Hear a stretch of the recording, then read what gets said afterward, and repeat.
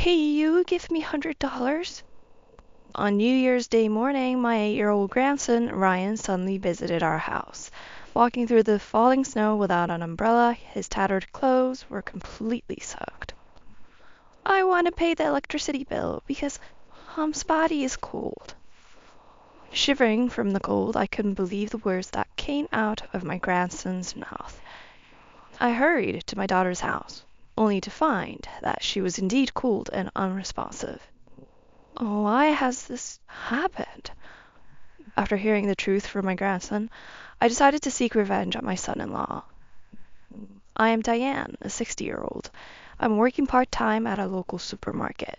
I lost my husband to illness last year, and since my only daughter Anna had married and moved out, I was living alone. Anna, my daughter, lived in the next city, about a 15-minute drive away, with her husband Matt, a government employee, and their son, Ryan. Anna married at the age of 22 and had Ryan thereafter. Since she fell ill after giving birth, I used to help with childcare, sometimes staying over. Matt, my son-in-law, used to say, "I'm really grateful you're here," and trusted me. But things changed when Ryan turned 4. Matt began to smoke out my presence. When he returned from work and found me there, he would sigh and make it obvious he was displeased. Then he would call Anna out of the hallway and start yelling loudly enough for me to hear. "Why is your mother always here? Can't you take care of your child by yourself?" "I'm sorry." "I can't relax in my own home with her around. It feels suffocating."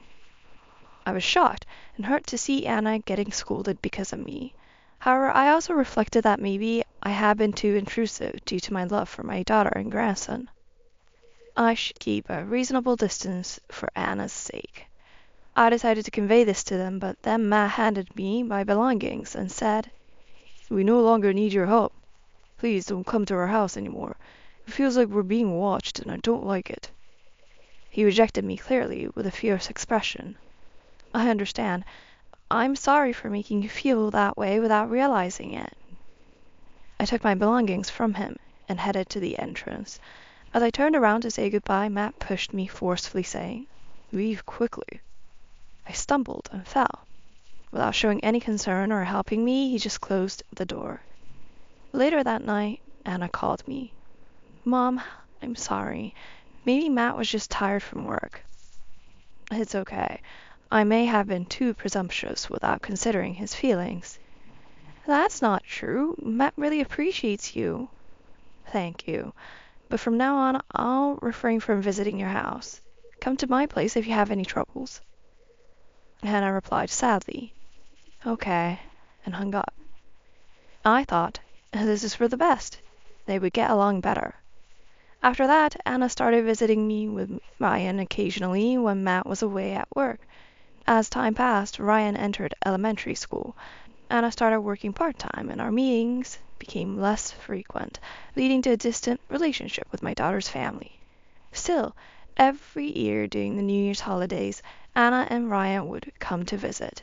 Wondering what they would do this year, I decided to call Anna. But when I called, I heard an announcement saying, "This number is not in use." What? Has the number been disconnected? What happened? I was worried, but with the busy season at the supermarket, I was scheduled to work full-time until New Year's Eve and couldn't afford to visit Anna. Then, on the morning of New Year's Day, it was a very cold day with snow falling. "I'm off today. I should visit Anna's place." Just then I heard a voice calling, "Grandma," from the entrance. Rushing to open the door, I found Ryan, his nose and cheeks red from the cold, standing there. He had walked for an hour through the snow without an umbrella, shivering with cold. I hurriedly invited Ryan inside. While drying him with a towel, I noticed his clothes were tattered and too small. "Why is he wearing such clothes? What happened?" As I was about to ask, Ryan spoke up. "Grandma, can you give me $100? Seeing the almost tearful state of my grandson, Ryan, I instantly understood that something unusual must have happened. "What? Why? What do you need it for?" "Mom's body is cold. I want to pay for the electricity. Please help, Grandma." Sensing the urgency, I quickly started the car engine, putting Ryan in the passenger seat, and drove to Anna's house. Upon arrival, Ryan rushed into the house, shouting, "Mom, it's okay now, Grandma's here." But there was no response from Anna. I hurried inside to find my daughter collapsed on the floor. "Anna, Anna, are you okay?" Despite my calls, there was no response. She was just as cold as Ryan had said. I immediately called an ambulance, and Anna was rushed to the hospital. An hour later, I was waiting in the hospital with Ryan. "What happened to Mom?" "Dad makes Mom cry." I felt crushed seeing his sad face. When asked where his father was, Ryan said, "He hasn't returned for 2 to 3 days. Left home yesterday."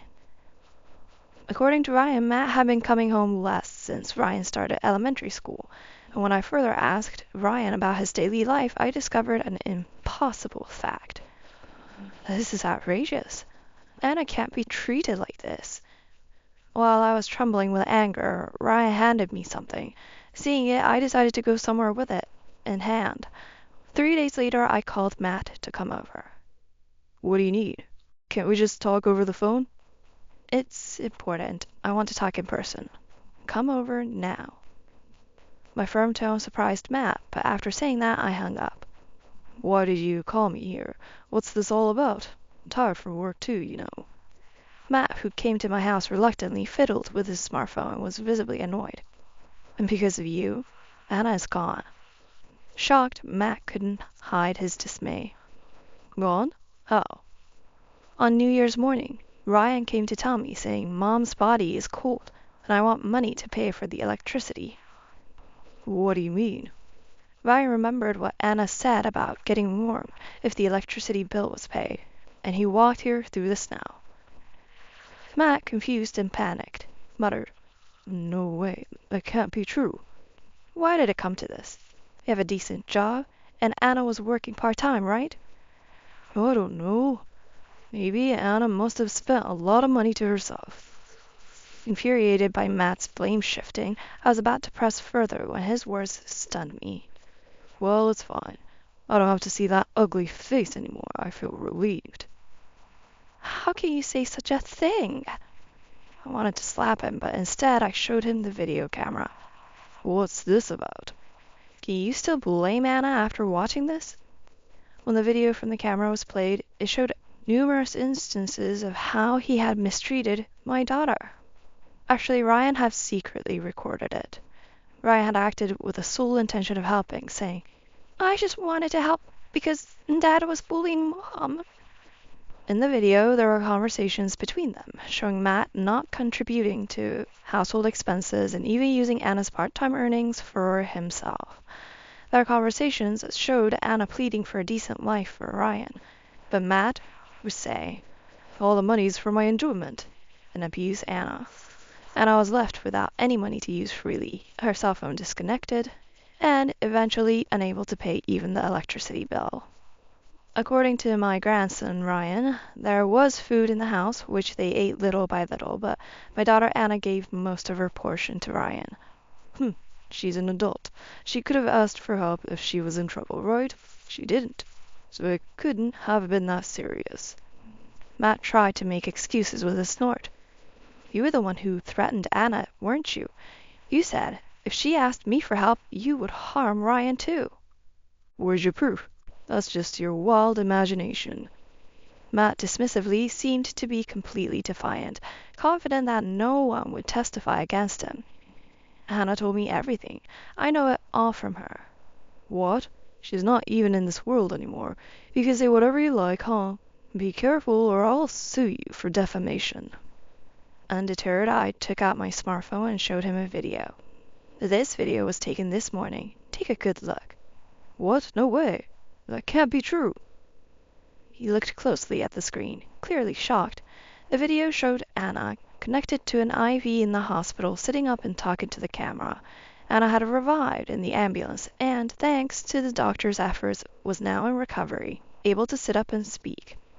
In the video, Anna quietly spoke about how Matt, addicted to gambling and nightclubs, had taken all the household money. This timeline matched when Matt started pushing me away from their house, explaining his change in attitude. "So, are you still going to sue me?" Matt, not answering the question, approached me aggressively. "Why did you lie about Anna being gone? She's alive, isn't she?" I stood my ground, staring back at him. "I meant Anna, who was submissive and did everything you said, is no longer here. Did you misunderstand?" "Well, fine. She's alive, there's no problem." He seemed frustrated, but tried to maintain his composure. "Is that all? I'm leaving. I'm busy." This is far from over. I filed a complaint with the police. I have been informed by the hospital's doctors that Anna had numerous bruises, like she had been beaten.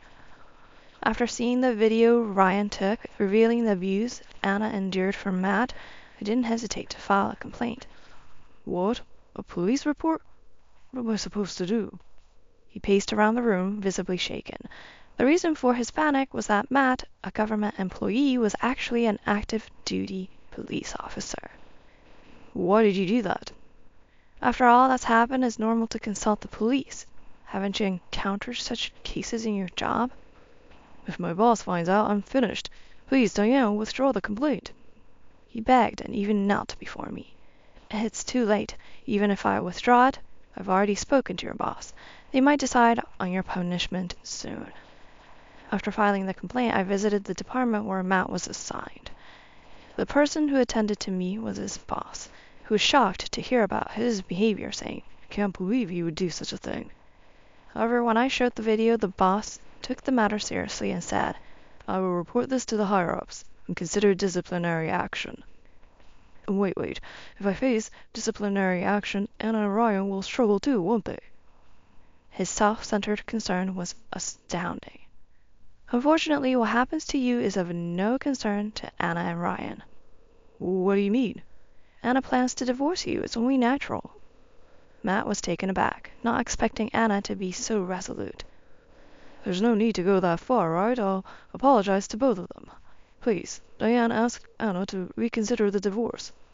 "And don't be ridiculous. It's a miracle Anna is alive. You should regret what you've done." Matt broke down in tears, realizing there was nothing he could do. After the divorce, he was ordered to pay $30,000 in compensation and $500 monthly for child support. However, due to his arrest for the various abuses he committed against Anna, and losing his job as a police officer, he had to borrow money from dubious lenders. Cut off by his own parents and with nowhere to turn, he now lives in fear debt to collectors, working day-to-day jobs. Anna was discharged from the hospital and moved in with me and Ryan. I am determined to support my daughter and grandson in our new life together.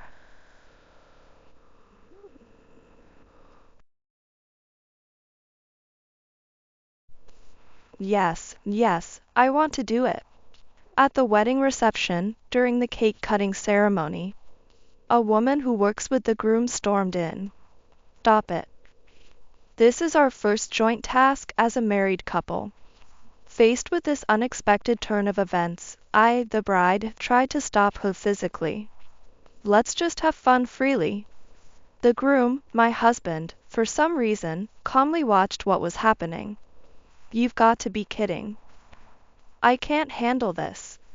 To my muttered remark, the woman barked back. "The wedding dress you're wearing suits me better. I'll wear it instead." "So, you want to be the bride, I see. Well then, I'll grant your wish." I took off my dress and left the venue. I won't look back. You shouldn't underestimate the dog waiting back there. You'll be the ones regretting this. My name is Courtney, 32 years old. My husband is Ryan. We're colleagues at the same company, working in different departments on the same floor. He proposed on our 1-year living together anniversary. And a week later, we held a wedding with family, friends, and work colleagues invited. It's bound to be a wonderful ceremony that will remain in our memories. Oh, I can't even sleep from the excitement, but I can't afford to. If I get a breakout from lack of sleep, I'll regret it. Taking care of my health is a given, but there's also nails, aesthetics. Hair coloring, a bride's life is busy. You're enthusiastic about the preparations, but what's today's schedule?" "Mrs. Bride." The one asking was Ryan, my future husband. I have the beauty salon today. For hair and makeup? Yes, it's the final rehearsal. You look like a different person with makeup. What do you mean by that? I rarely see you dolled up. It's because you said that. I started wearing makeup a bit. I pursed my lips. It's true, so it can't be helped. I usually don't wear much makeup because my skin is sensitive and breaks out from cosmetics. And also because I go to take care of the family dogs. My family is involved in dog rescue and adoption. We take care of quite a number, so the whole family helps out. Knowing this, there's a woman who always makes mean comments whenever we meet. Ew, don't you smell a bit like a dog? That's Jessica, my colleague from the same department as my husband. And she's invited to the wedding. Unlike me, she makes a point of showing off her femininity with full makeup and curled hair every day. I think to myself, good for her, spending all that time and money. But I can't help but respect her in a way. You're so plain. Only dogs keep you company, so it doesn't matter what you do. She looked down on me with such words. But her mean-spiritedness clearly escalated when she found out I was marrying Ryan. A promising catch. She'd say things like, "Is it true your specialty is dog food?" Or "Dogs and men are different, you know." It's annoying, but I don't bother responding. No matter what she says, our dogs are adorable, and I'm the one marrying Ryan. There are women like her everywhere. Jessica seems to envy what others have, enjoys seeing others upset, and has a mean streak. However, I sometimes think that Ryan, my husband-to-be, could say something about it. It's not like he doesn't know I'm being mistreated. She's a colleague, and our desks are close. I can't really say anything harsh to her. But I'm being badmouthed all the time.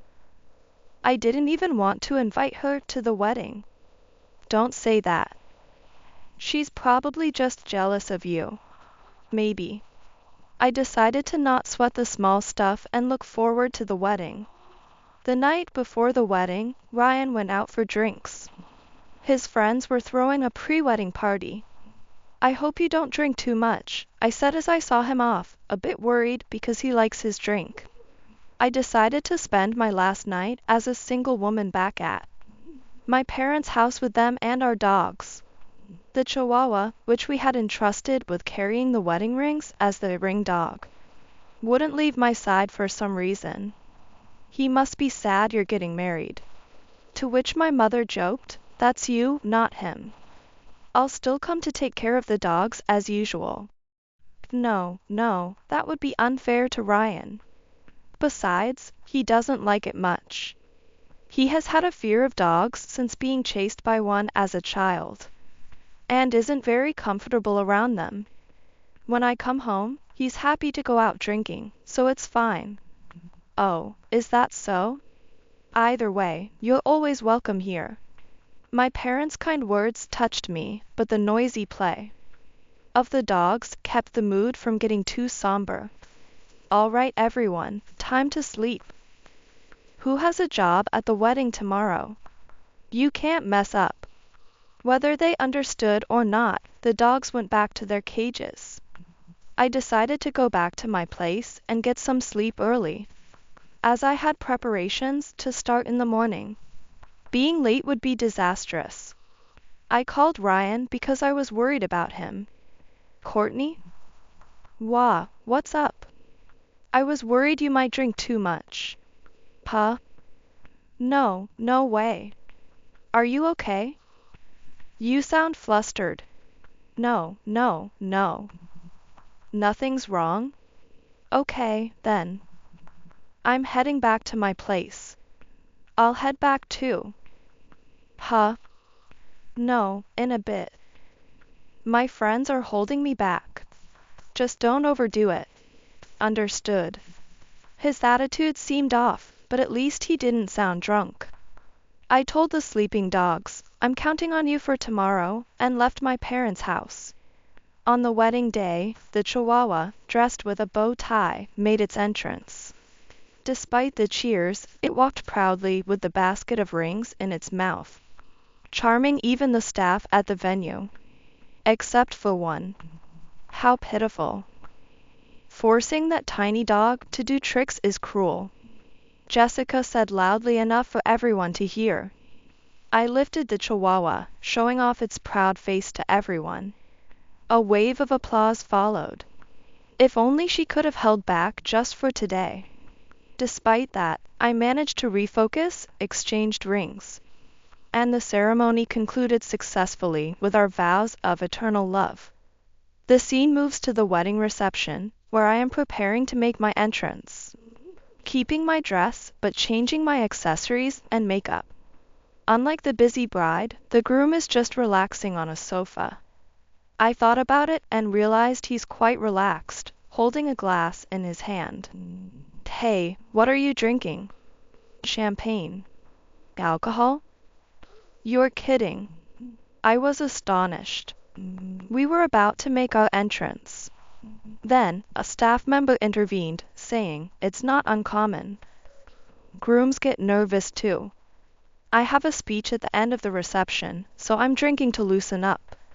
It sounded like an excuse to drink to me. Don't get carried away because you're drinking. I know.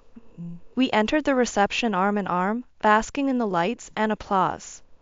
Jessica, as expected, couldn't resist making a comment. A professional hair and makeup does make you look a bit better. I continued walking with a smile, pretending not to hear her. She didn't seem to care even as people at her table reprimanded her, standing up to get into photos and raising her voice intentionally to stand out. I muttered, "This is troublesome," to which Ryan, walking beside me, said, "She's like that, but she doesn't mean any harm." What? You'd understand if you worked with her. Really? All I could sense was malice. The reception proceeded on schedule. After the toast, a large cake was brought out for the cutting ceremony. As we stood in front of the cake, prompted by the staff, Jessica's shrill voice rang out. Yes, yes, I want to do it. She stood up, waving her hands. It seemed like drunken nonsense, but it was impossible to ignore, and I frowned involuntarily. It was supposed to be the couple's first joint task. What is she even saying? Despite the staff's attempts to stop her, she came forward, laughing foolishly. Move over. She turned serious all of a sudden and ordered me to move. Stop joking. That's impossible. Why not? It's fine. You do realize this is the cake cutting, right? I know, stingy. Excuse me? I wanted help, but my husband was just smiling foolishly beside me. Are these two drunk? I said move. Go back to your seat. Just because you put on makeup and a dress doesn't mean you can get all high and mighty. I'm not. I'm saying you're being a nuisance. What? Acting all high and mighty to me. Finally, Ryan stepped in between our nonsensical exchange, trying to calm us down. Come on, both of you, let's get along. I don't mind doing it again. What? So, Courtney and Jessica, both of you can do it. What are you saying? If both of you do it, problem solved. Even if he was drunk, I couldn't believe what he was suggesting. I went from angry to just astonished. That's impossible. It's our wedding. Let's just have fun with it. Absolutely not. All right, too bad. Then, I'll do it with her. And with that, my husband and that woman took hold of the cake-cutting knife together. What? Before I could stop them, they had cut the wedding cake in half. Unbelievable. As I stood there in shock, "I'll do the next ritual too," she said, scooping up cake to put in my husband's mouth. What are you doing? What do you mean? It's time for the first bite, right? Here, Ryan, open wide. This has gone too far. Ryan, you too. This is the worst. Why are you so mad? This is just entertainment. Exactly. Some women just can't take a joke. Sensing the tension, the staff intervened, escorting her back to her seat. The host quickly announced that was a fun act by close colleagues, calming the now unsettled venue. But my mind was in turmoil. To have my once-in-a-lifetime cake cutting stolen by that woman. I spent the rest of the reception holding back tears until the outfit change. This is too much. I returned to the dressing room to confront my husband. Why are you messing around with her? You've ruined everything. It's not something to be so upset about. How can you be so calm? Don't you realize what you've done? I think it was a pretty funny act. Of all people, her. Don't talk badly about a colleague. What? After everything I've. Just then, that woman broke free from the staff and entered the dressing room. I knew you'd be fighting. What are you doing here? You look terrible. Whose fault do you think that is? You can't continue the reception looking like that. I'll take your place. What? A couple that fights over something like this won't last anyway. Shaking with anger, I warned her, if you keep this up, I'll make you leave right now. She retorted, who's leaving? You. I'm offering to take your place. The situation was chaotic. Despite everything, my husband seemed pleased, looking at us with a vulgar gaze and saying cheerfully, come on, both of you, get along. This is troubling. Ryan. Be serious and get angry. Just then, the wardrobe staff arrived, presenting a light blue-colored dress for the re-entry, reminding us, it's time for your second entrance, please get ready. That's right, we were in the middle of the reception. You can't do a dress change with that face. Enough. We're running out of time. Ignoring my words, she stared intently at the dress and said something outrageous.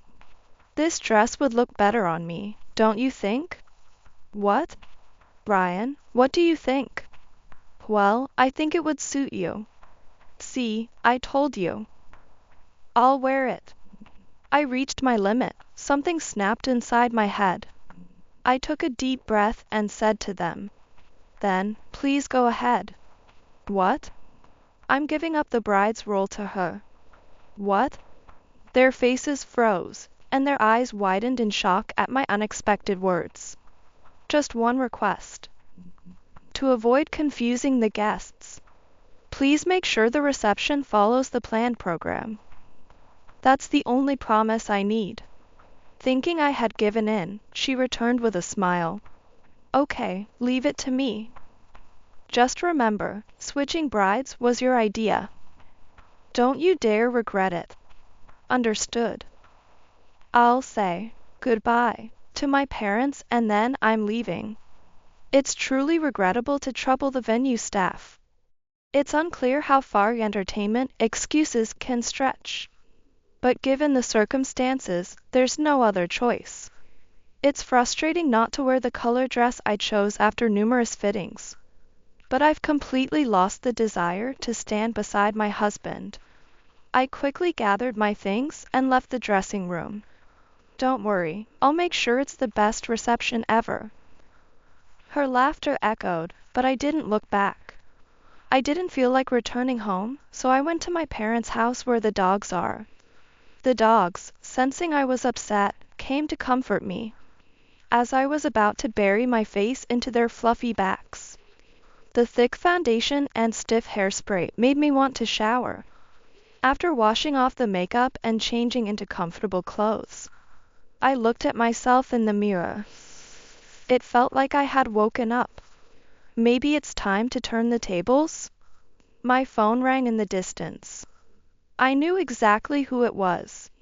Hello? Courtney. Finally, you answered. He sounded panicked, but I remained calm. What's the matter? Isn't the reception about to end? Just come back, please. What are you talking about? You have a new bride. It has to be you. I have no intention of returning there. The staff and guests are really upset. How convenient for him to say now. Sigh. I let out a loud sigh, loud enough to be heard over the phone. Come on, I just need to apologize, right? I'm sorry for getting carried away and messing around. Then, the phone was passed to that woman, the new bride. What are you going to do about this? About what? It's all your fault. I have no idea what you're talking about. The dress is ruined, and the accessories are broken. I have no idea what you're talking about. Trying hard not to laugh, I continued the conversation. Just come back quickly. Hurry. Aren't you the bride? I don't care about being the bride anymore. What? After all your insistence on switching, what happened? The reception is proceeding as planned, right? Jessica fell silent at my words. Where are we in the program right now? It stopped. What? Since I left, the reception hadn't progressed at all. We can't make the entrance without your command. I knew this would happen.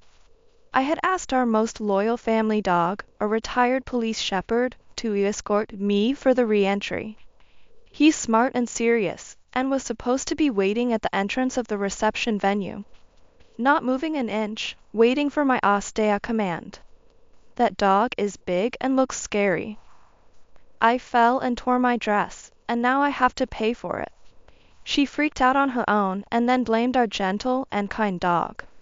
Despite saying that, I felt terrible for our dog who was following orders. So I hurried back to the venue. Upon my arrival, my husband, looking distressed, rushed over to me. You're a lifesaver. The venue staff looked drained and annoyed. My parents stood expressionless next to the shepherd, holding the chihuahua that had played the role of the ring dog. The stand-in bride glared at me fiercely and demanded, "Do something about this." Still bold as ever.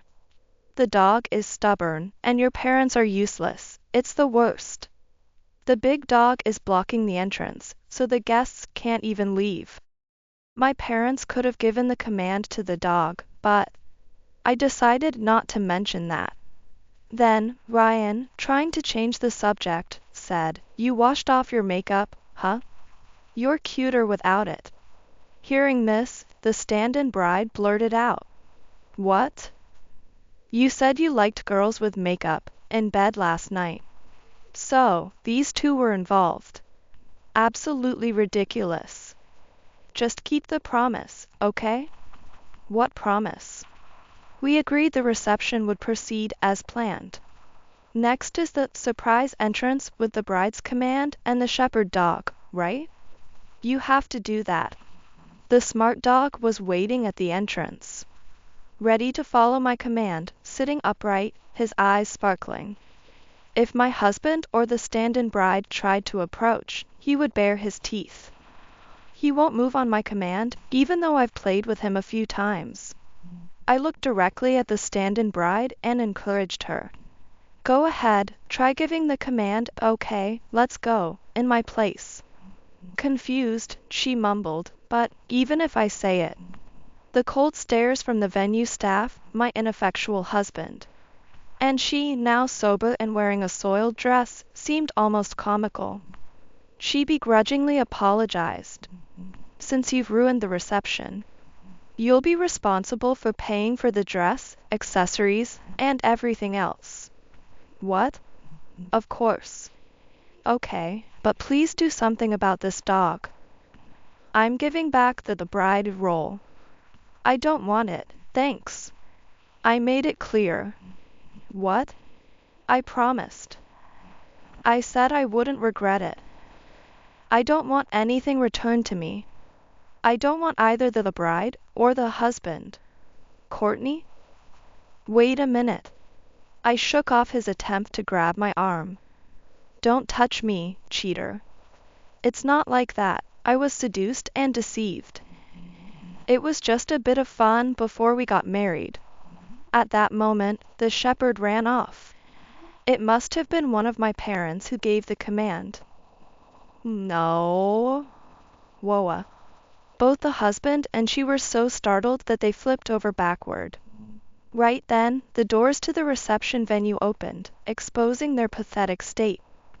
We're quite behind schedule. What should we do? Seeing the host's confusion, I told the still upside-down pair, "You heard the lady, bride." "What?" "Good luck then, and all the best."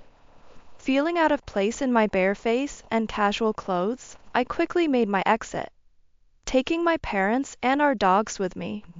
Although everyone at the wedding knew the whole ridiculous saga, nobody blamed me. Still, I felt bad for locking them in, so I made apology visits with my parents. That's when I heard those two had registered their marriage quickly. We were planning to submit our marriage registration after the wedding, so it's fine. I have no regrets or lingering feelings. I'll pay off the damages quickly and have a lavish wedding. Apparently, she was enthusiastic. But their inappropriate relationship and the disgraceful behavior at the reception became widely known at their company, leading to disciplinary action and their resignations. Unemployed, the couple frequently quarreled and were eventually disowned by their relatives. As the saying goes, when the money goes, the honey goes. And their relationship's collapse seemed inevitable. Encouraged by my parents, I moved back home, taking care of our beloved dogs and enjoying peaceful days. At work, I received a lot of sympathy and affection from many people. Maybe I don't need to think about marriage for a while. I prefer being makeup-free. Like incompatible makeup can irritate my skin, forcing things can trouble my heart. I'll stay natural. Just when I thought that, I was invited to a barbecue by a neighbor who walks the same route, and asked for my contact information, and a man I met at a dog adoption event asked me out. Suddenly, I sensed potential new beginnings. Everyone loves dogs, so we get along well, surrounded by comfortable people. Choosing just one person seems impossible. I'll take my time and not rush, maintaining my pace. Yes, if I were to marry, someone who can catch even a jumping dog would be the top criterion.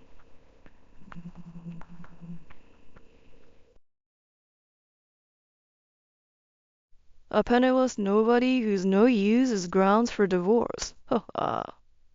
Leaving the divorce papers behind as he exits, John walks away. On my hospital bed, I stare at the divorce papers, dumbfounded. I had my suspicions for a while, it's true. But to think he was really having an affair, and he's leaving me because I can't earn money while hospitalized and useless after getting her pregnant? Mom? Startled by my dear son's voice, I look up to see Ethan and my father standing there. My father frowns at what I'm holding. What are you going to do? That's decided. Pushing myself a bit to get discharged early, I head to the bank where John is. My father, who drove me there, says, "Hang in there," and drops me off in front of the bank before driving away. As I enter the bank, John, noticing me, frowns. By chance, there are no other customers in front of John. I walk straight up to him. I'm closing all the accounts of our employees. What? Let's see if I can make him realize whom he's angered. Opposite to John's pale face, I smirk. I am Ivy, a 32-year-old mother and a company executive. I have a 7-year-old son named Ethan and a husband named John. John and I met at a mixer held by a mutual friend during our college years. At that time, we weren't particularly interested in each other and just exchanged contact information. Oh, weren't you Ivy at the mixer? John. The following year, by chance, I visited the bank where he worked and we reconnected. This led us to start communicating regularly and eventually dating. We got married after I became pregnant with Ethan. John is known for his diligent and meticulous work. Because of this, our friends often envied us. I too felt fortunate to be married to him. Mom, why does this happen? Wait a moment, dear. I don't know either, so I'll look it up now. Okay. Ethan, perhaps taking after John, is studious and curious. Every day is filled with, "What's this?" and "Why?" which keeps me on my toes with learning. Surprisingly, Ethan admires not John, but my father. My mother passed away due to illness, and my father raised me single-handedly despite his busy schedule. Sorry, I really don't get along with your dad. Oh well, but don't say that to him directly. He's quite sensitive about it. As if I would. My father is kind, but his imposing appearance can be quite intimidating. John is also uncomfortable around my father's daunting exterior. Aware of this, my father tries not to be overly intrusive. Thus, our life was peaceful at first, a smooth sailing existence. However, that changed abruptly after we got married. Hey, where did you put my phone? Don't talk like that. Isn't it still on the charger? John, grumpy first thing in the morning, would inquire. Indeed, his phone was still on the charger from the night before. His response, a dismissive "tch," would frustrate me even more. John changed after we got married. Always. I'm an elite banker. You live a comfortable life because of me. He would say things like that. Yet John doesn't contribute financially to the household. Despite using his salary solely for himself, he acts as if he's the breadwinner. In reality, I support our family's finances. I cover all utility and grocery expenses. Hey, what's with these new clothes? They're for Ethan. He outgrew his old ones. Don't splurge with my money. I paid with my salary. I don't even have access to your bank account. Despite this, if I take Ethan out for a meal or buy new clothes, John immediately complains. It seems he can't stand the thought of us indulging in even the smallest luxuries. Meanwhile, my father is willing to spare no expense for us. The apartment is too cramped, isn't it? That's why I bought the condo John wanted. It allows me to be close without living together, he said with a smile, gifting us the top floor of the condo. He lives on a different floor in the same building to be available when needed. Mom, can I go to Grandpa's? Sure, but don't stay too late just because it's the same building. Come back before it gets dark. Okay. It might be natural for Ethan to be closer to his grandfather rather than his father, John. Ethan spends his time with my father whenever possible. Where's Ethan? He's with Dad. Interestingly, John never complains to my father. And it seems he tries not to say much about Ethan either, fearing that it might get back to my father through Ethan. He only acts tough with me. Indeed, I would keep quiet not to bother my father. Well, if it's just complaints, I could ignore them. That's how I lightly thought of it. Because of this attitude, John does not participate in parenting at all. I've been called out by Amy, so I'll be stepping out. Again? The one stealing John's time from parenting is his childhood friend, Amy. I dislike her, to put it mildly. John and I are like siblings, so please don't get the wrong idea. She says this every time we meet, yet she always tries to assert her closeness with John by saying things like, John used to be like this in the past, which is annoying. To make matters worse, John's mother adores Amy. Why didn't John choose Amy instead of such a woman? It would have been better if he had married Amy. Whenever I'm summoned to my in-laws, she makes sure to say things like that within my hearing. Although my father-in-law scolds her for it, she doesn't seem to care. Amy claims to be naturally naive. I'm just naturally naive, so I might inadvertently lean on John. I don't mean to make you uncomfortable, you know. It would be somewhat forgivable if she were much younger. However, she's 28, old enough to know better. The reason the two never got together is because of my father-in-law. I would never accept such a woman as a daughter, even in law. If you insist on it, I'll divorce you. Amy is not what anyone would call a good person. She's known for playing around with men, living an unemployed lifestyle, and always asking John to buy her things she wants.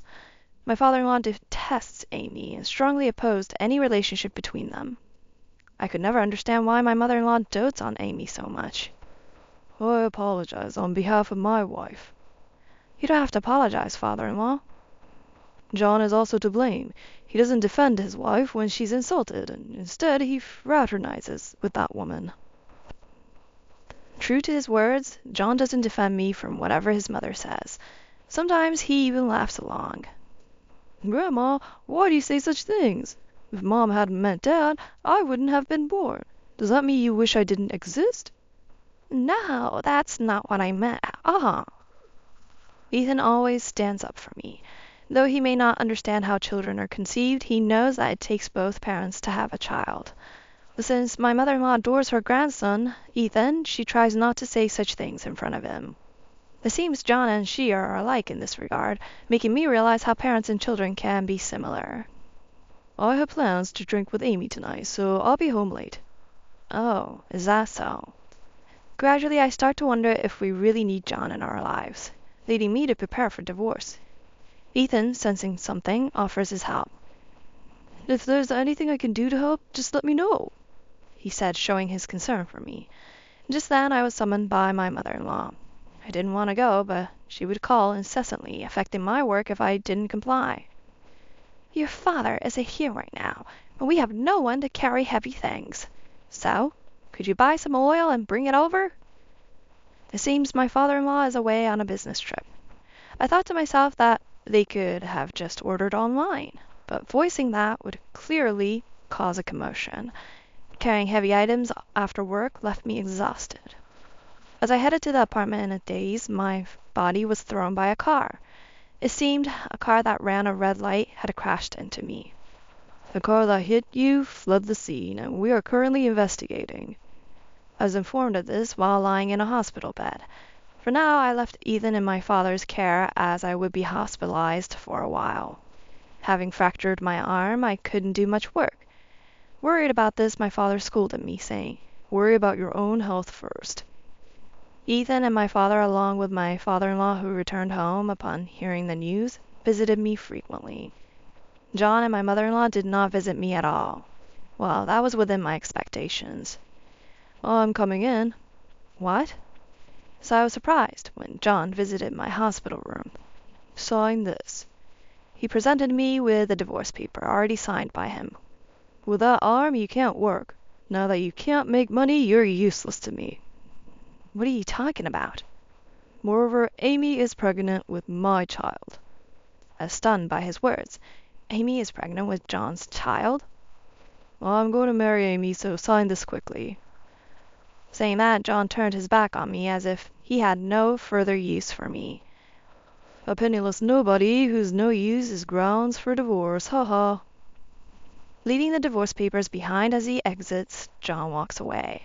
I stare at the divorce papers on my hospital bed, dumbfounded. I had my suspicions for a while. It's true. But to think he was really having an affair. And he's leaving me because I can't earn money while hospitalized and useless after getting her pregnant? Mom? Startled by my dear son's voice, I look up to see Ethan and my father standing there. My father frowns at what I'm holding. What are you going to do? That's decided, I answered, looking straight at my father, who nodded in agreement. Well then, let's retaliate. Pushing myself to get discharged early, I headed to the bank where John worked.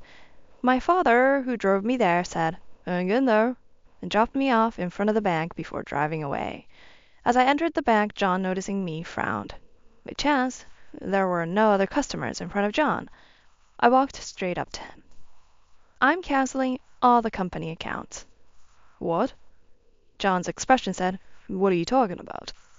Ignoring the number tickets, I stood directly at the counter, and I could feel several people looking at me annoyingly. Oh, my apologies. Perhaps you didn't understand without the company name. What are you? I am Ivy Custard. Recently succeeded my father as the president. The company is Custard Corporation. What? Custard Corporation is an IT company that my father founded, now employing 1,900 people. It's quite famous in this area and within the industry due to its rapid growth in a single generation. Thus, John looked at me in disbelief, his eyes widening in shock. That's a lie, right? You just want to get back at me. If you think so, why not check for yourself? Upon my suggestion, John immediately began to verify the information. After all, my maiden name Custard is uncommon, which is why my father chose to incorporate it into the company name. While John was busy confirming, I scanned the surrounding area. Having mentioned the company name, bystanders were now paying attention to us. "Oh, no way, is it true?" It seemed he had confirmed the facts. John looked up at me warily. "You're really from that Custard Corporation?" Let's make him realize whose daughter he's angered. Contrary to John's pale face, I smirked confidently. "So, please proceed with the cancellation quickly." Wait, we can't just... If you cancel all those accounts at once... By the way, my father is quite angry about this situation too. Pack your things and leave the apartment immediately. Huh? Why do I have to be kicked out? Apparently he had forgotten that my father purchased the apartment, and it was under my father's name. Otherwise, why would he have dared to bring Amy into our home during my hospitalization? Forgot? That apartment was bought by my father, the former president. You haven't contributed a single cent towards it, and you haven't been providing for the household expenses at all. Instead, you've been supporting your mistress, Amy, with everything. In fact, we've been living on my salary alone. Whose earnings do you think you've been living off? Loads. And now because she's pregnant, you expect me to hand over the apartment to you and your mistress? How much more do you intend to insult me? I deliberately raised my voice so those around us could hear. John naturally became anxious. After all, he is known to be a diligent man. The idea of him not contributing financially at home and having an affair with a childhood friend would tarnish his reputation. The looks from those around us turned cold. Is what I just heard true? The one who approached me was the branch manager of the bank. It turned out he had been listening to our conversation for a while. It seems we need to have a detailed discussion. I'm very sorry for the behavior of our bank employee. The branch manager apologized to me. Then I was escorted to a private room where I, John, and the branch manager discussed further. I apologize for the inconvenience caused. The branch manager sighed deeply and apologized again, forcibly making John apologize as well. I understand how you feel. It's natural not to want to entrust your finances to a bank that employs such a person. If you decide to proceed with the cancellation, we will arrange it. I am no longer his wife. However, I will reconsider the cancellation under one condition. Hearing this, both men looked up hopefully, though for John the condition will be his worst nightmare. If you agree to dismiss John Abbott from his position, I am willing to continue our contract with this bank. What? That is, of course, something we were already considering. It was going to be dismissed regardless. It seemed the branch manager had already intended to let John go. John's face turned from confusion to flushed anger, but before he could speak... Excuse me, Mrs. Custer's father has arrived. Another bank employee approached us. I asked the branch manager to let my father in, thwarting any response John might have had, leaving him to silently close his mouth in dissatisfaction. Why am I involved in this? What, Mom? Sorry for making you wait. My father entered, gripping my mother-in-law's arm firmly. Seeing me, the mother-in-law glared at me sharply. This is your doing. What do you think you're doing? Even if it's by marriage, I'm still his mother. You'll never be forgiven for this. Silence. As my mother-in-law began to rant, my father's already intimidating face grew even scarier as he shouted her down.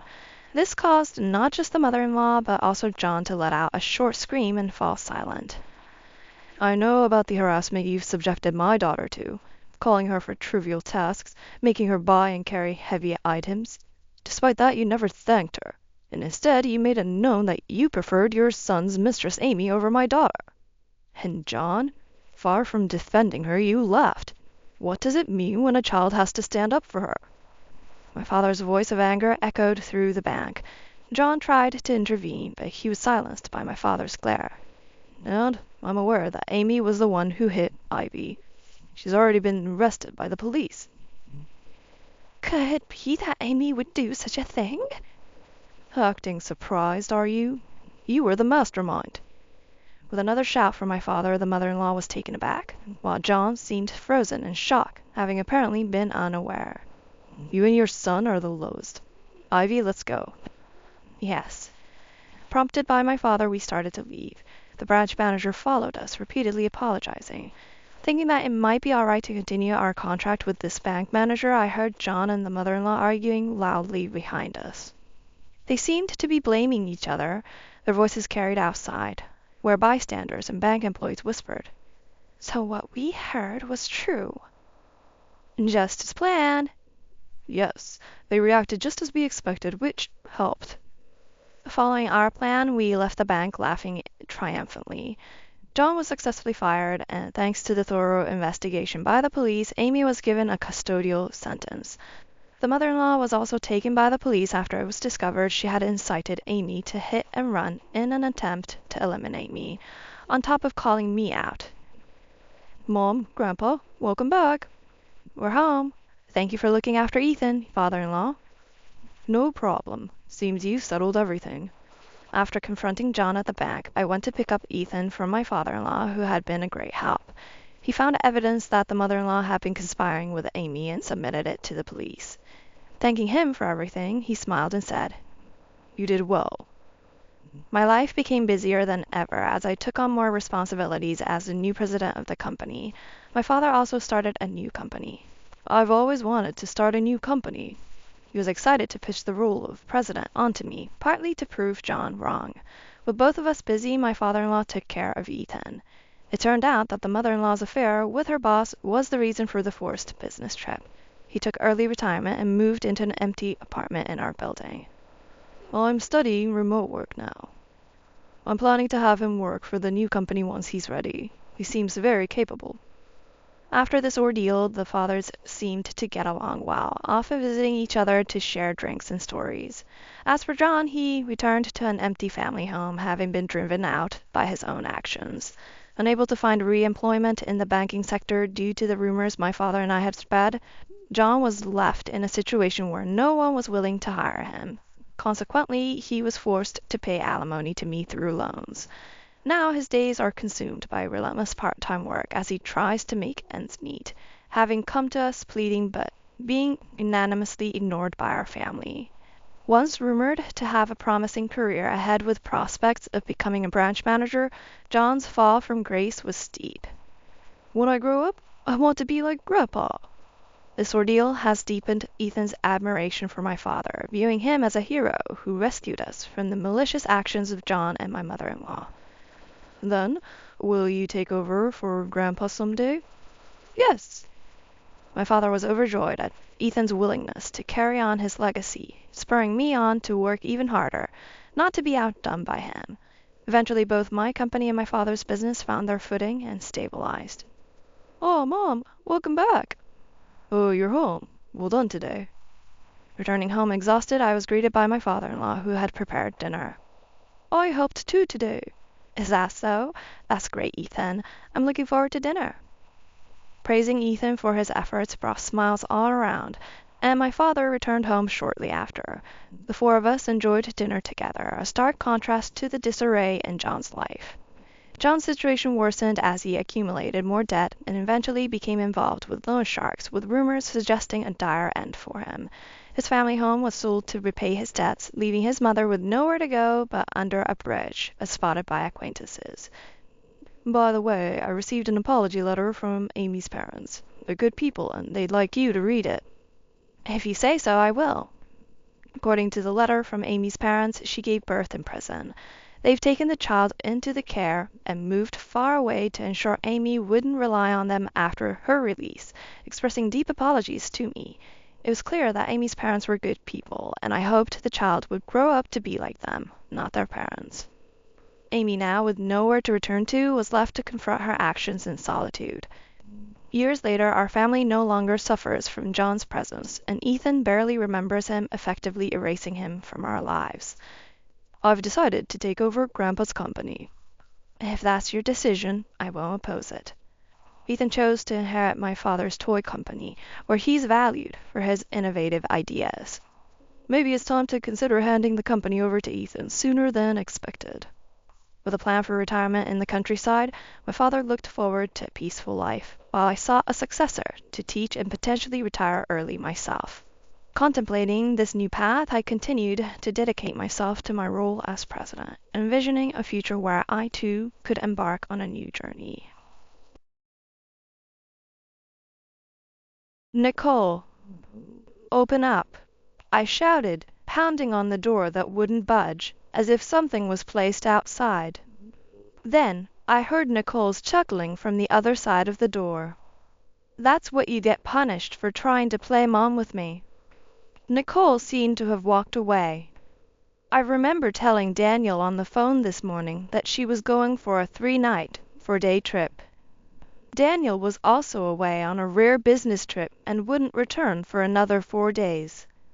Can't be helped. I called someone with the wearable watch I had on my wrist. While stroking my belly, which had grown significantly in my 9th month of pregnancy, I devised a plan. Enough is enough. Be prepared. 4 days later, Nicole returned home, humming a tune. However, she quickly noticed the stench of decay filling the house and rushed to the sauna, opening the door with force. "What?" I tapped Nicole on the shoulder, who let out a ridiculously surprised voice. "Well, time to correct that rotten attitude.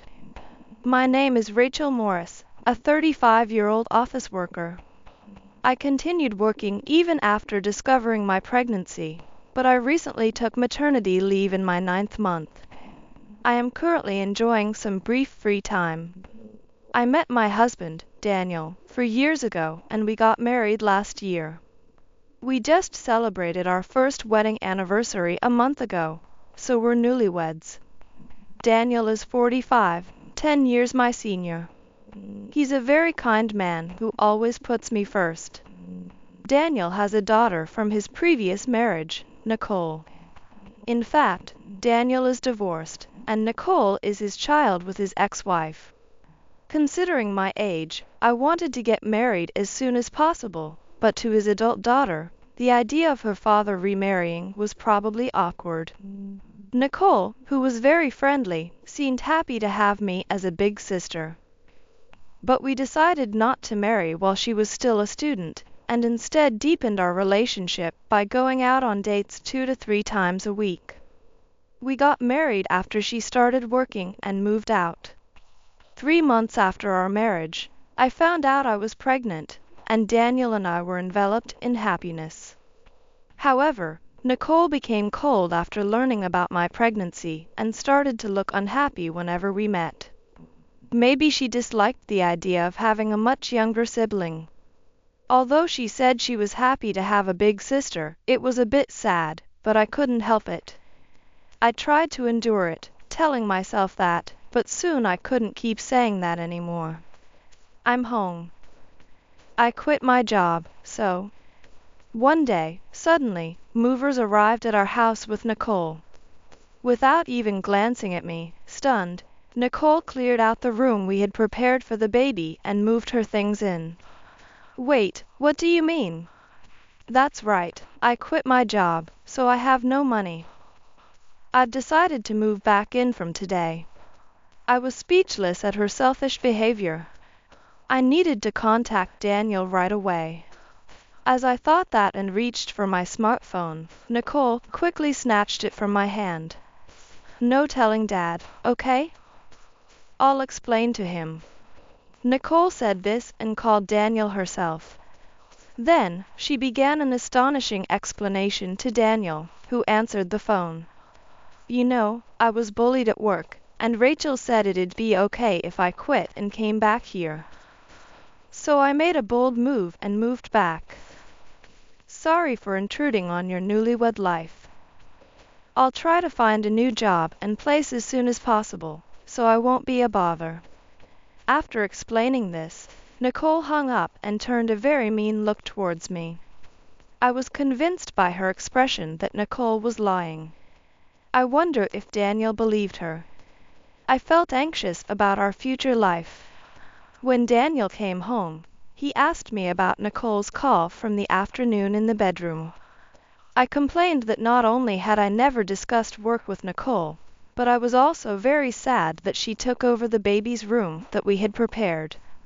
Daniel listened to me till the end and said that he would ask Nicole to find a place and move out as soon as possible, and if she didn't, we would consider moving. Thanks to that, I felt a little better, but from the next day, I had to worry about Nicole's behavior. "Rachel, isn't the food ready yet?"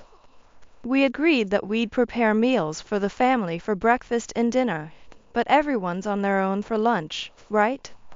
When we ended up living together by force, Daniel and I only ate meals together in the morning and evening. We had decided to handle lunch individually. There were times when my belly was so swollen that moving was difficult, and sometimes I had to eat out due to health checkups. At that time, Nicole agreed with a smile, saying, "Understood." However, it seems that her response was just an act of playing the good daughter in front of Daniel. "If you're at home, you should cook." "I'm busy." "Look, you haven't even finished folding the laundry, and the toilet isn't clean. What are you doing at home all the time?" "Being pregnant isn't a sickness, so do your part properly.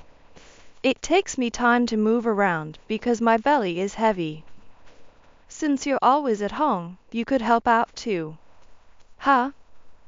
I told you I'm busy, didn't I? You're always at home and free, aren't you? After all, you're the housewife of this house." "I don't have any obligation to do these things." After saying that, Nicole kicked the laundry I had just folded. Smirking down at me, she looked just like a mean stepmother. "Why are you doing this? Have I done something to be disliked this much? Didn't you realize? How can I like someone who stole my father from my mother and selfishly made a baby? Just get out. My mom can't come back because of you." Upon hearing these words, I realized that Nicole's drastic change in attitude was probably due to her mother, Tiffany, Daniel's ex-wife. The words Nicole used were as if to accuse me of having an affair with Daniel and stealing him from Tiffany. I instantly denied it, saying, "That's not true." But Nicole wouldn't listen. And then, a few days later, Nicole took a surprising action. "I'm stepping out for a bit." Nicole, unusually, said this and left. I watched her go and then got on with the household chores. After finishing the cleaning and laundry, just as I was about to relax, I heard the front door open.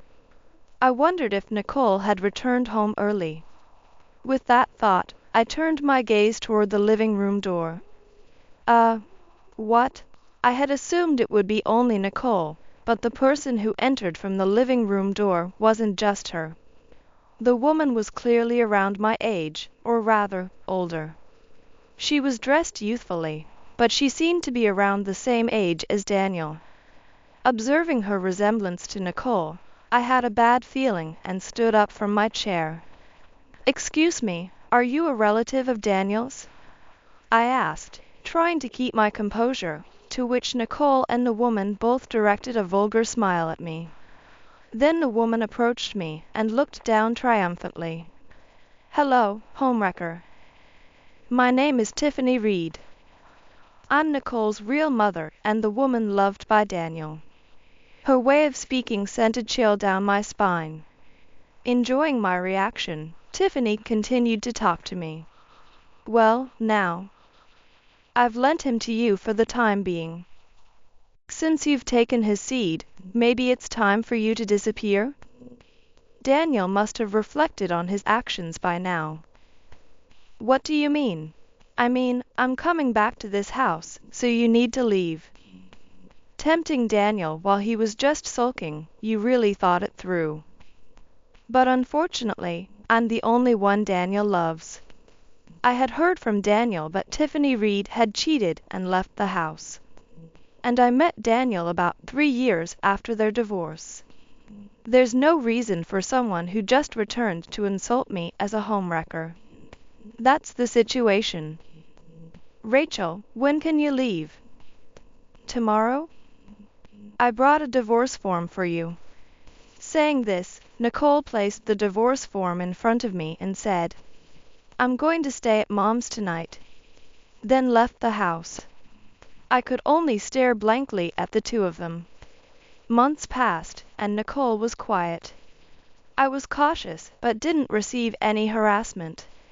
Slowly, I started to return to normal life, letting my guard down. But that was a mistake. One holiday, Nicole approached me with an unusual smile. Rachel, the home sauna is acting up. Can you come for a second? Nicole took my hand, and I followed her as she asked. But there was nothing wrong with the home sauna. As I was checking inside, puzzled, the door suddenly closed. Nicole, open this. I shouted while pounding on the unyielding door that seemed blocked from outside. Then, I heard Nicole's chuckling from the other side. That's what you get punished for trying to play mom with me. Nicole then seemed to just go away. I think I remember telling Daniel over the phone this morning that she was going on a 3-night, 4-day trip. Daniel was also on a rare business trip and wouldn't return for another 4 days. Can't be helped. I called someone using the wearable watch on my arm. While stroking my belly, now significantly larger in my 9th month of pregnancy, I devised a plan. Enough is enough. Be prepared. 4 days later, Nicole returned home humming a tune. However, she immediately noticed the foul smell filling the house and rushed to the sauna, opening the door forcefully. What? I tapped the shoulder of Nicole, who let out a ridiculous voice. Time to correct that rotten attitude. You were alive. Yes, thanks to you. Nicole glared at me, her face turning red. To her, I said, Nicole, what were you going to do if I had something happen to me after being in the sauna for 4 days? Huh? You wouldn't die in just 4 days. Well, I don't know about the baby though. That's right, Daniel. What? Dad.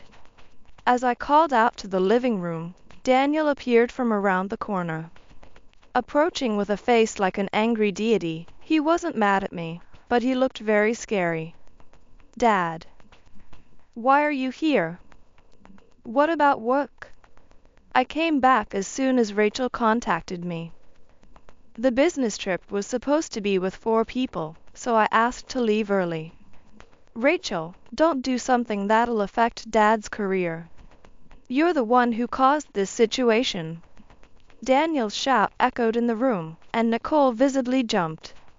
Her face turned pale as she looked up at Daniel, close to tears. Because of the sensitive time of the divorce, I hadn't told you the reason. Never thought it would lead to this. I'm ashamed to have raised a person who would endanger a beloved wife and unborn child. Dad? Rachel has been patient, but I've reached my limit. Tiffany cheated with my boss. That's why we divorced. What? Nicole looked at me and Daniel in disbelief, hearing this for the first time.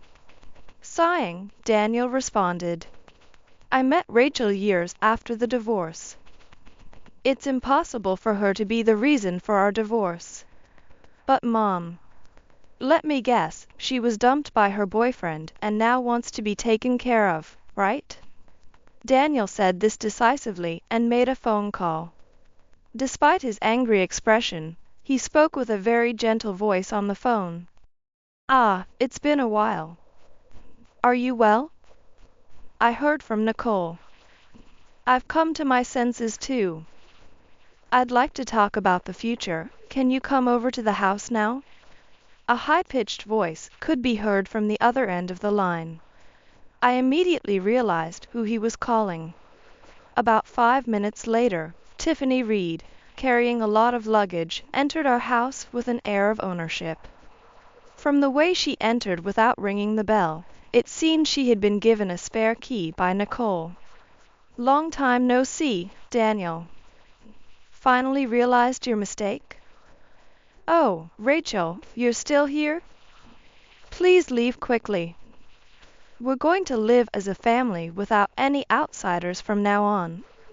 Unaware of the angry-faced Daniel and the visibly shrunken Nicole, Tiffany cheerfully said this to me. I returned her with a smile and looked at Daniel. Tiffany, following my gaze, dropped her luggage on the floor in shock upon seeing Daniel. You tricked me. There's no need to show respect to a woman who taught our daughter a false reason for our divorce and is pressuring my wife to divorce. You only love me, right? You got dumped again? You never last long with anyone. What? Tiffany was lost for words, her face turning red at Daniel's remark.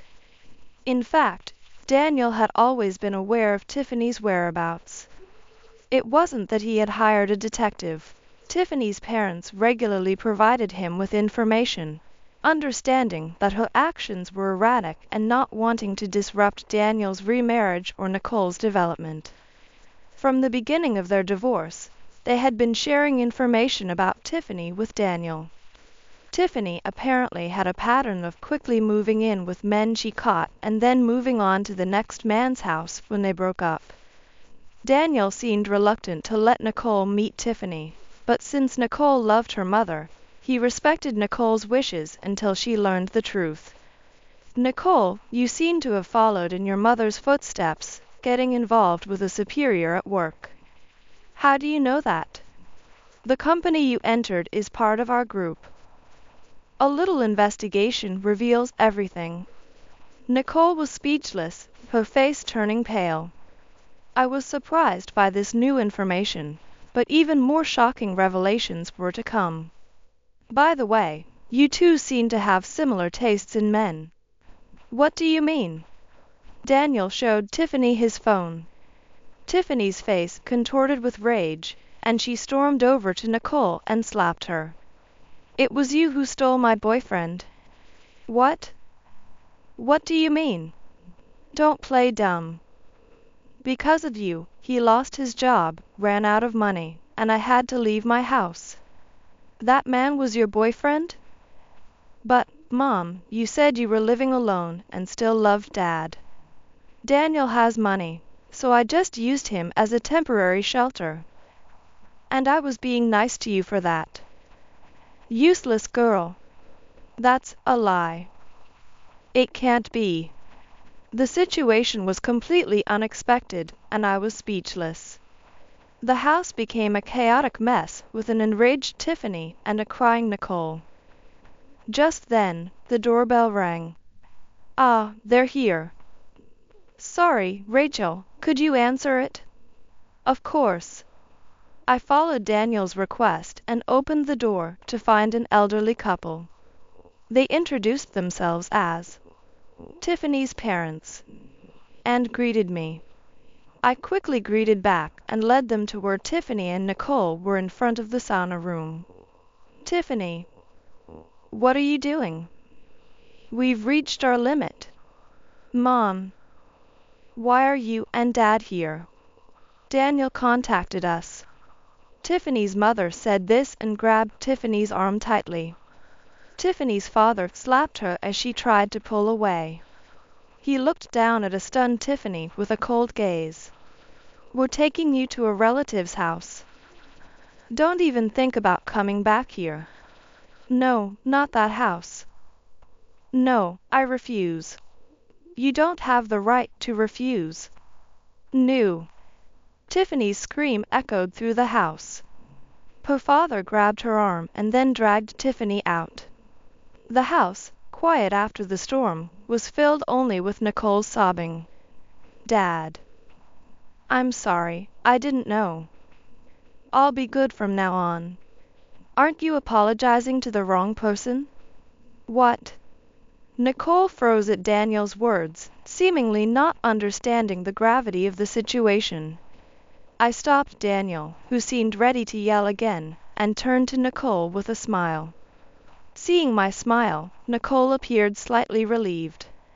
But I was about to shatter that relief by speaking up. This house has been sold, so we're moving out. You need to leave within 3 days too. What?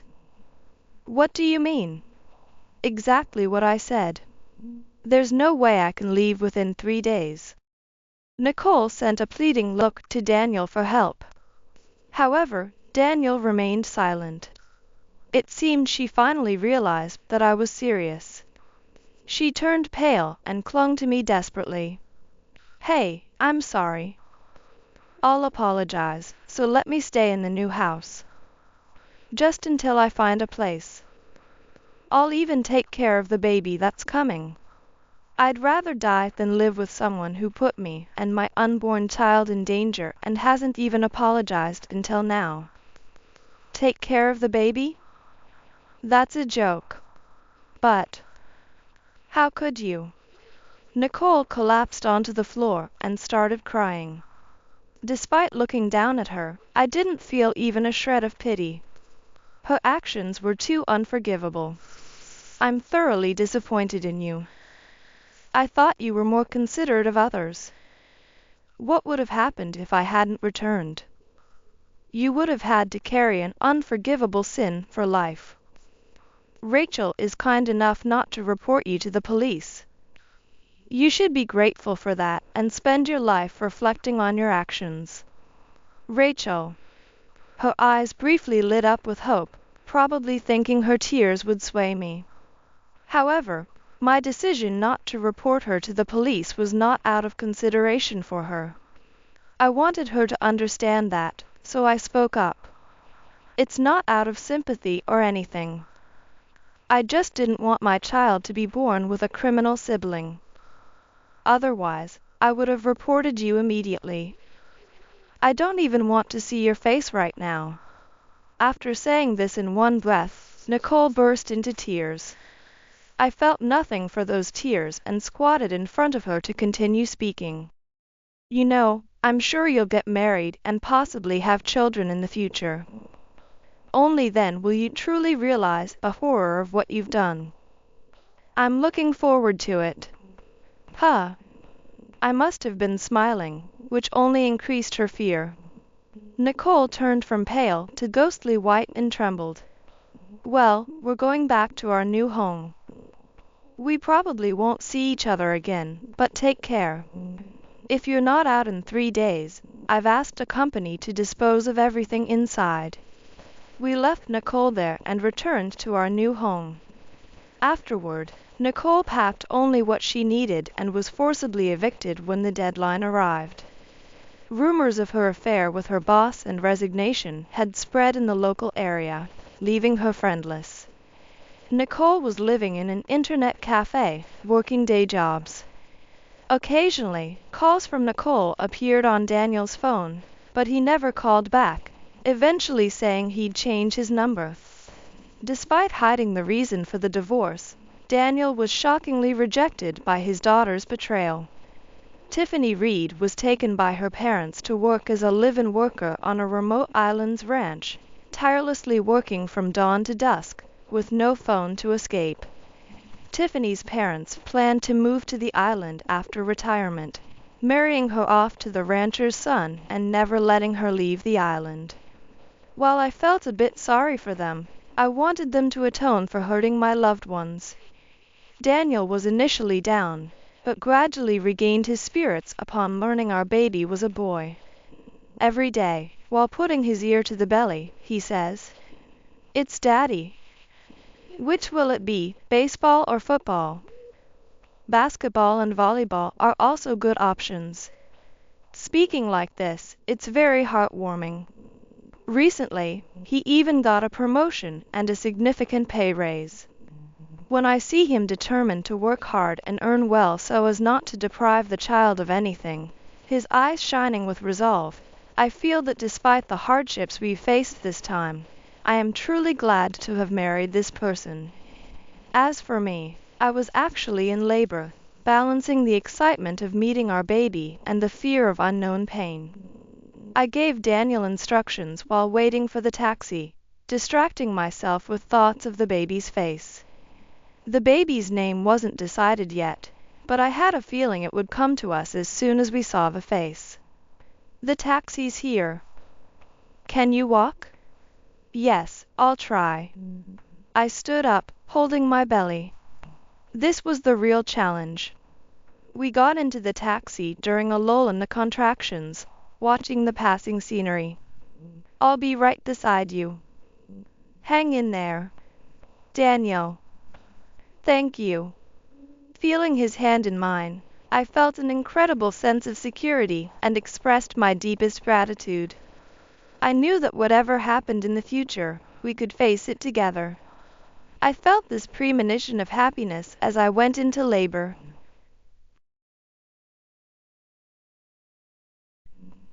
I divorced my husband. The reason was something unexpected. He had an affair with our son's wife. However, I felt lighter after the divorce. That's because my husband had a habit of gambling and was reckless with money. I found out later that he married me for my money.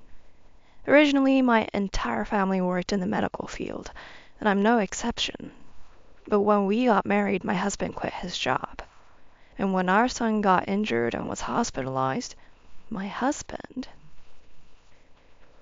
My name is Susan Greenfield. Today marks 1 year since my son passed away.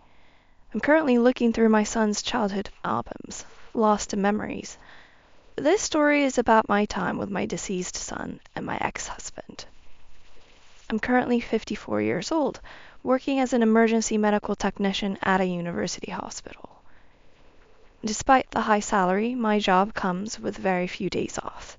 It seems the shortage of medical staff is far from being resolved. My ex-husband, John, is 4 years older than me. Even though we are divorced now, meeting him was undoubtedly the worst part of my life. I met John at a matchmaking party since I was really busy with work at the time. John, muscular and buff, was working as a delivery driver at the time. However, John's attitude changed drastically after we got married. He quit his job as soon as we got married and started to live off my money. "Hey, Susan, give me some money." "What, again?" I wonder how many times this has happened, but John's gaze was intimidating and I couldn't stand up to him. "Hurry up and give it to me. Don't worry, I'll pay you back 10 times more."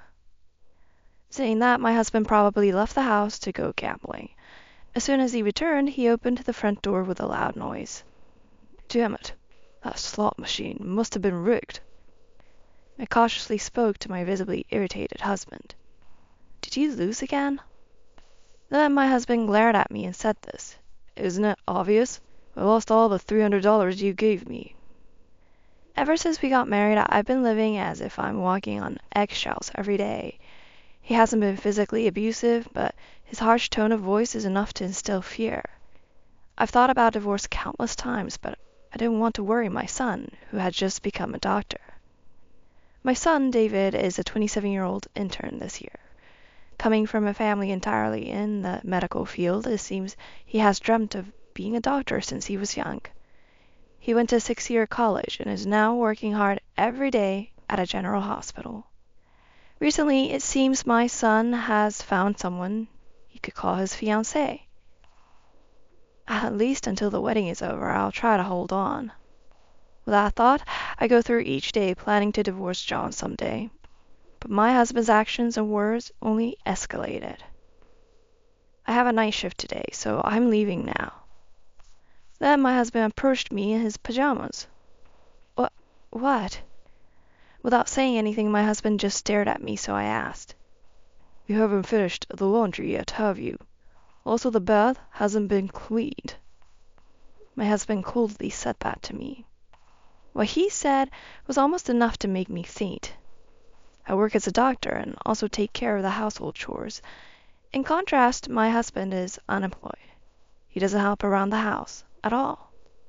Moreover, it infuriated me that he seemed to think that household chores were solely my responsibility. "I wish you would do that yourself." I accidentally voiced the thoughts I had been keeping to myself. Then my husband said, "Huh? You know you can go to work with peace of mind because I'm here, right? Show some gratitude."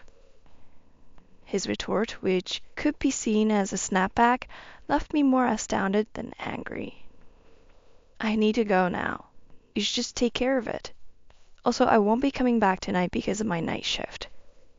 As I was about to leave the house, he called out to me again. Then at least leave me some money for my meals. Saying that, my husband stretched his hand out to me. I really didn't have any more time. I had so many things I wanted to say back to him, but knowing that arguing back at this point was pointless, I handed him some money from my wallet. Then, without waiting for a reply, I left the house. The problem occurred when I was on night duty. A nurse came to me. Dr. Greenfield, please come to the nurse station urgently. It seemed to be something serious. Perhaps a patient's condition has suddenly worsened. I rushed over immediately. As soon as I arrived at the station, another nurse told me to take a phone call. I took the receiver and said, "Hello, this is Greenfield." Then I heard a doctor, who was from another hospital, speak on the other end of the phone. "Is this Susan Greenfield? I'm calling from the hospital where your son David works. The thing is, your son David has..." Hearing the details, I felt as though my soul had left my body. The nurse looked at me with a concerned expression as I stood there, stunned, holding the receiver. "I understand. I'll come by after my shift ends tomorrow." I hung up the phone, but my voice lacked strength. "My son, David is paralyzed from the waist down." After receiving the call from the doctor, it seems my son tried to catch a patient who was about to fall but lost his balance and fell down the stairs in the process. He hit his back hard and fell head first. Losing consciousness, he ended up completely paralyzed from the waist down. After my night shift, I rushed to the hospital where my son works. I announced my name at the reception and hurried to my son's room. On the way, I ran into my husband. "Oh, what are you doing here?" "Same as you. I came after the hospital called." We exchanged only those words and entered the room. There, beside my bedridden son, was a woman. "And who might you be?" The woman turned around when my husband spoke to her. She was the beautiful, long-haired fiancée of my son, Mary Wilson. I recognized her immediately from the photos my son had emailed me. She is 26 years old, a year younger than my son. "Hello, I am Mary Wilson, David's fiancée." She greeted us politely, and I greeted her back in response. Then I approached my son. He was still unconscious, connected to a ventilator. A ventilator? As I looked at my son, puzzled, the doctor entered the room. My son is paralyzed from the waist down. Why does he need a ventilator? Isn't he just unconscious?" I asked the doctor, feeling anxious. My son was supposed to have hurt his back, which would only affect his lower body. I thought he would wake up soon. The doctor then began to explain. "Since then, we found that his lungs and brain were also damaged. It seems he hit his head really hard while falling down the stairs." Upon hearing those words, we all got quiet. As a surgeon, I didn't know what to say. The surgery seemed to have been successful, but his condition was still critical. We were also told that the ICU was full, so he had been moved to a general ward. For a month, I visited my son's room almost every day. At first, I ran into his fiancée, Mary Wilson, a few times, but gradually I saw less and less of her. At the same time, I saw my husband less and less at home, but with my busy job, I couldn't afford to worry about such things. Yet, as if fate wanted to rub it in my face, I was shocked to see Mary Wilson and my husband holding hands and entering an inn together. Why are those two together, holding hands? The inn wasn't far from our house. It was on my way to work, well known in the area. I managed to calm my confused mind and asked my husband when I saw him. "Hey, the other day I saw you and Mary Wilson entering an inn together. What was that about?" My husband looked back at me, surprised at first, then scratched his head. "Damn it, that's why I said we should have gone to a different inn." He muttered that and sighed deeply. Are you by any chance having an affair with Mary Wilson? I asked hesitantly, and my husband answered nonchalantly. Yeah, that's right. How could I ignore such a beauty like her? David will be bedridden forever, and Mary said the same. I felt as if I had been hit in the back of the head with a hammer. The same thing? I don't know if she's aware of her own beauty, but she says she can't forgive being ignored for so long. Women are scary, and apparently there are no exceptions, even for illness. I was devastated to learn the true nature of my son's fiancée. Although she seemed polite at first, I never imagined her inner self to be so tumultuous. Feeling the injustice done to my son made me uncontrollably verbalize my anger towards the two of them. Enough. Let's get a divorce. When I said that, my husband agreed without hesitation. From his attitude, I realized he had lost interest in me a long time ago. This realization brought even more anger and sadness. However, my husband continued speaking without giving me a moment to dwell on those feelings. You can claim property division if you want, but don't expect much. After all, I'm unemployed. I married you because I knew you were earning a high income. Is it okay to say whatever he wants just because we're getting divorced? Already stretched thin emotionally, his cold words kept coming, making it clear he didn't care about me or even our son. You're not even worth the effort of claiming property division, I retorted, trying to sound tough. But it seemed not to affect him at all. He just smirked and said, "Oh, that's a relief." While my son was fighting for his life, my husband and my son's wife indulged in their affair. No wonder I stopped seeing Mary Wilson around. To think that this was what was happening? Hearing this from my husband made me resolve to be the one true ally my son had. Yet contrary to my wishes, my son's condition never improved. Every visit was met with the sight of my son, eyes closed, not waking up. Still, I continued to visit the hospital, hoping he would open his eyes one day. 7 years passed without my son waking up, and then one day as I was taking a taxi to the hospital, my phone rang. Hello? What? I froze, phone still to my ear. I distinctly remember it was raining that day. The sound of the rain outside couldn't reach me at that moment. Arriving at the hospital and heading to his room, I found the heart rate monitor turned off and David's face was completely white, out of color. My... David... As I approached, weakly muttering, one of the doctors spoke to me. "I'm sorry, but David passed away 10 minutes ago." The call I received in the taxi was to inform me that my son had gone into cardiac arrest. CPR had been performed by the doctors while I was on my way. One of the doctors was even sweating from his forehead. Despite their best efforts, my son had gone to heaven. I had waited 7 years, hoping he would wake up one day, but my son never came back. When my son's stretcher, on its way to the morgue, passed by me, I broke down and cried for the first time. Everything after that happened so fast. I took a leave from work and began the funeral preparations, which kept me busy. On the day of the funeral, I met someone. Yes, it was my ex-husband, John. "Oh, if it isn't... He started to speak upon seeing my face, but then stopped, apparently forgetting my name. "It's Susan." "Oh, right. I remembered it started with S." He insulted me like that as soon as we met. His behavior was as inappropriate as ever, especially at a setting like a funeral. "I don't know how you found out, but you have some nerve showing up. Our son was fighting alone while you were having an affair." Seeing this man brought all my repressed bitterness to the brink of explosion, but the words that came from my ex-husband only further inflamed my anger. "I'm not really interested in the funeral. What we're here for is..." Before he could finish, a woman continued his sentence from behind. It was the very person who had an affair with my ex-husband, Mary Wilson. "We came here to claim the inheritance." "Hey, don't cut in." "It's fine. You're too slow, John." I just stood there looking at them. It seemed that even after 7 years, their relationship was still going strong.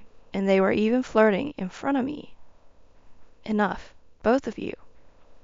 My words made them stop. Then, "Oh, always so noisy. Just give us the inheritance already," was what they demanded. John's face was smirking, followed by Mary's. However, I couldn't help but laugh at their demand. "What's so funny?" To their retort, I began to reveal the whole truth. "You really think everything will go your way, don't you?" "The world isn't as sweet as you think." I managed to say this despite my cheeks twitching from trying not to laugh too hard. Naturally, they were furious. "Oh, what are you trying to say?" "About the inheritance. David's life insurance and such. It's long gone." Their eyes widened, looking at each other in disbelief. "What do you mean, gone?" "You're both so greedy and vile. David was the complete opposite, a true role model doctor." "So, what are you trying to say?" Our argument attracted the attention of the funeral attendees, who were trying to deduce what was happening from our conversation. "David told me before he got life insurance. If I die before Mom, I want all my savings, life insurance, everything to go to UNICEF." And that's what I did. After David passed, I donated all his inheritance to UNICEF as he wished. There's not a single cent left for you two. "What?" John's face went pale instantly. It seemed they were seriously counting on David's inheritance. Mary's complexion matched his. "John, what do we do? We bought a new sports car thinking the inheritance would cover it." "Ugh, ugh," John responded weakly. So that was it. I finally understood their fixation on the inheritance. They were counting on it to pay off their car loan. But how did they manage to purchase it in the first place? "What do you do for work now?" Surprisingly, they answered honestly. "I work for a moving company." "I'm a part-timer." I thought so. Impossible. Puzzled, I asked them another question. A sports car would cost around $20,000, right? There would be a screening process. Even if you passed that, how did you manage the payment? They looked at each other again. Then John answered. "From a shady place. They prepared the paperwork and money when I said I'd pay back in a month." The moment I heard that, it felt as if time had briefly stopped. And then I couldn't help but feel laughter bubbling up inside me. "That's hilarious. I see, yes, that makes sense. You could borrow from there." "Stop joking around. What are you laughing at? This is serious for us." She spoke sternly to me as I laughed, but her tone didn't scare me at all. The scariest thing for them was the future waiting ahead. "Even if there had been an inheritance, I wouldn't have given it to you two. How could you think there would be enough for a sports car?" "Huh? Such a large sum couldn't possibly exist at David's age. Buying a car without understanding that is just foolish." As I spoke, they looked utterly defeated, their faces a picture of dumbfounded misery. I pressed on. "Abandoning your son as he hovered between life and death, prioritizing your own selfish desires? This is what you two deserve. You'll just have to do your best from here on out." After my words, they seemed to finally grasp the gravity of the situation, their mouths agape, unable to respond. The other attendees cast cold looks their way. Thus, the two were escorted out by security, and my son's funeral proceeded with those who genuinely mourned him. Has it been a year already since then? Today, on the first anniversary of my son's death, I murmured this while looking through his album. Since then, my ex-husband and my son's former fiancée have been hounded by debt collectors. In fact, debt collectors have even come to me, but after showing them the divorce papers and explaining that we were no longer related, they left quietly. The two made extravagant purchases based on their wrongful assumption of an inheritance. The consequences were naturally severe, a culmination of their past misdeeds, I suppose. I doubt I'll ever interact with those two again. If by some chance we do meet, my first action would be to call the police. Or perhaps a punch might come first. David, find good people in heaven. I whispered this to a photo of my son from his childhood. Of course, no response came. But in my heart, my son lives on forever. After finishing with the album, I resolved to live my life to the fullest, also for my son's sake.